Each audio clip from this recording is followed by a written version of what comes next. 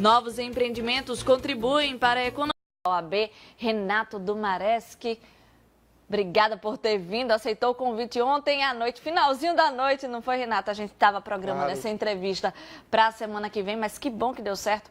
Hoje pela manhã você acabou vindo, a gente vai falar aqui sobre saúde, que é algo que diz respeito de interesse de muita gente. Eu queria parabenizar você, que é um advogado, que tem um grande reconhecimento aqui no Estado, né, por assumir a presidência da Comissão de Saúde da OAB, para a gente falar um pouquinho aqui sobre os trabalhos que estão sendo realizados. Recentemente, a gente tem divulgado, inclusive aqui na TV Tropical, a superlotação do Hospital Valfredo Gugel. A comissão está atuante nessa questão? O que está sendo feito? Cobranças estão sendo feitas ao governo do Estado? Conta para a gente o que está acontecendo. Oi, Mara, bom dia. É uma honra estar aqui. Eu agradeço o convite.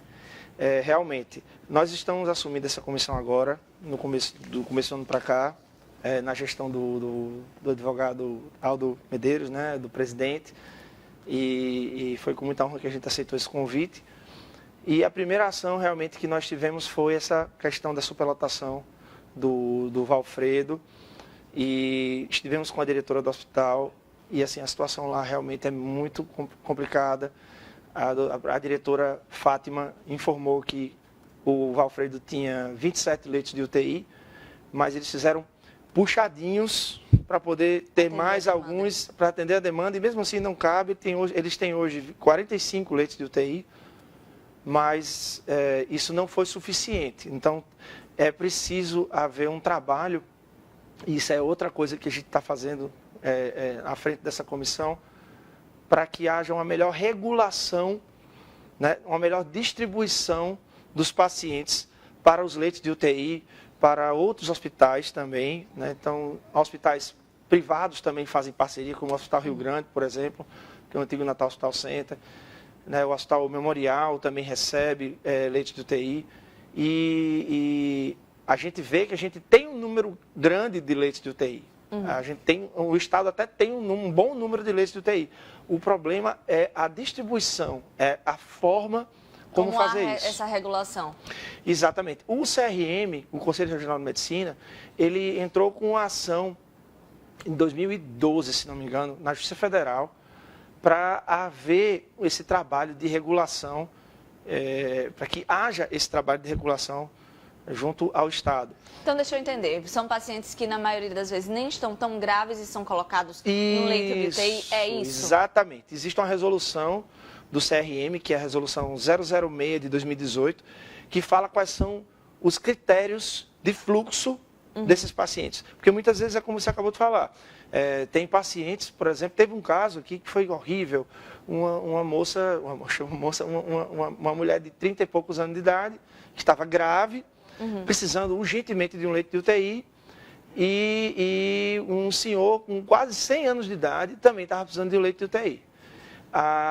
Houve uma judicialização para esse senhor ficar com o leito. E a juíza, na hora, não sabia, a juíza se baseou pela indicação médica. Entendi. E aí a juíza determinou que esse senhor ficasse com o leito de UTI e essa moça precisando do leito de UTI. No final, morreram os dois. Entendeu? Então, assim, e é até complicado para o juiz, né? Porque está ali nas mãos dele a decisão, né? Fazer essa opção. Então, se essa regulação fosse feita de maneira, né, eficiente, eficaz, lá atrás não chegaria a esse ponto. Não chegaria a esse ponto. Então, assim, a diretora do hospital no dia, mas eu preciso atender essa mulher, né? Ela é prioridade. Né, pelo que eu estou vendo aqui. Mas só que na hora da judicialização não houve esse cuidado de se buscar pela central de regulação, que vai dizer qual é o grau de prioridade, né, que esse paciente tem.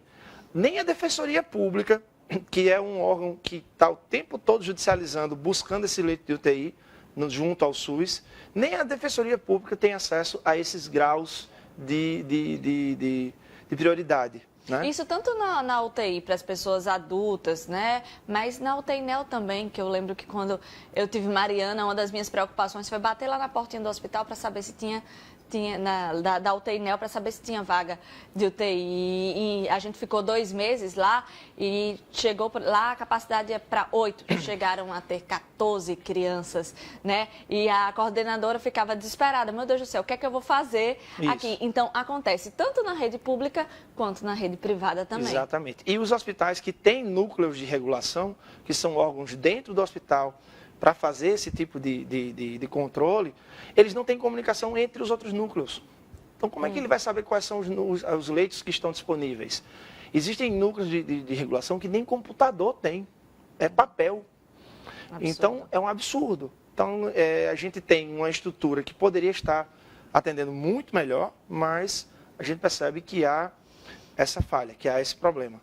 Renato, é bom a gente falar também, aproveitar que você está aqui para falar sobre os planos de saúde. Às vezes as pessoas têm direitos e esses direitos você até vai, cobra, dependendo você consegue, mas na maioria das vezes, dependendo, o direito acaba passando despercebido. O que é que está acontecendo hoje, principalmente com os planos de saúde? O que é que chega à Comissão de Saúde da OAB?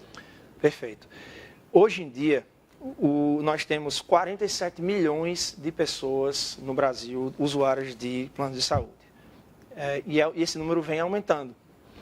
O que acontece é que os planos de saúde, muitas vezes, eles não têm uma atenção devida do poder público pelo fato de, muitas vezes, as pessoas confundirem. O próprio Ministério Público ele atua junto aos planos de saúde como se fosse uma relação meramente consumerista.